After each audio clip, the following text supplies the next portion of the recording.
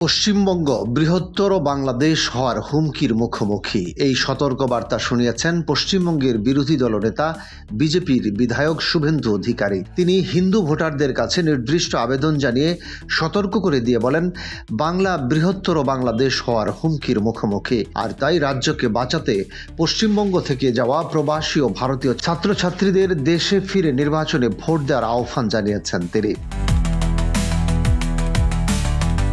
শুভেন্দু বলেছেন, যারা পড়াশোনা বা কাজের জন্য বিদেশে আছেন, আমি নির্বাচনের সময় ফিরে আসার জন্য অনুরোধ করছি। যারা অন্য রাজ্যে আছেন, তিনি তাদেরকেও ফিরে আসার আবেদন জানিয়েছেন। তিনি বলেন, কিছু আর্থিক ক্ষতি হোক, কিন্তু বাংলাকে টিকে থাকতে দিন, জাতিকে শক্তিশালী হতে দিন। আগামী বিধানসভা নির্বাচনে পশ্চিমবঙ্গে বিজেপি ক্ষমতায় আসতে বহুমুখী কৌশল নিয়েছে, সেই মতো বিজেপি নেতারা উদ্যোগী হয়েছেন।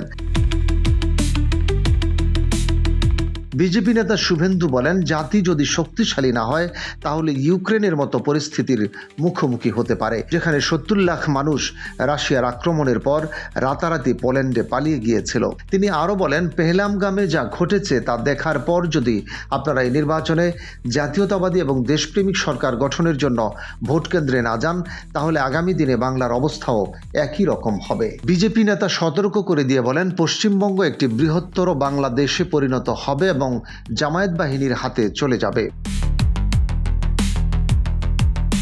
বিজেপির সূত্র মতে শুভেন্দুর আবেদন এই ধারণার উপর ভিত্তি করে তৈরি হয়েছে যে বিদেশে বসবাসকারী বেশিরভাগ বাংলার মানুষ প্রধানমন্ত্রী নরেন্দ্র মোদীর সমর্থক এবং তৃণমূল সরকারের সমালোচক। বিজেপির এক জ্যেষ্ঠ নেতা বলেন, এই অনাবাসী ভারতীয়দের বেশিরভাগই কলকাতা এবং রাজ্যের অন্যান্য শহরাঞ্চলের বলে মনে করা হচ্ছে। বিজেপি নেতারা মনে করেন, যদি তারা ফিরে আসে এবং ভোট দেয়, তাহলে তারা কলকাতা এবং অন্যান্য শহরাঞ্চলের অনেক আসনে ফলাফল পরিবর্তন করতে পারে। সম্প্রতি দিল্লিতে নির্বাচন কমিশন আয়োজিত 2 দিনের আন্তর্জাতিক সম্মেলনে যোগদানকারী রাষ্ট্রবিজ্ঞানী বিশ্বনাথ চক্রবর্তী বলেন, শুভেন্দুর আবেদনের যুক্তিসঙ্গত অর্থ রয়েছে, কারণ বিদেশে বসবাসকারী অনেকেই মমতার শাসন ব্যবস্থার কঠোর সমালোচক।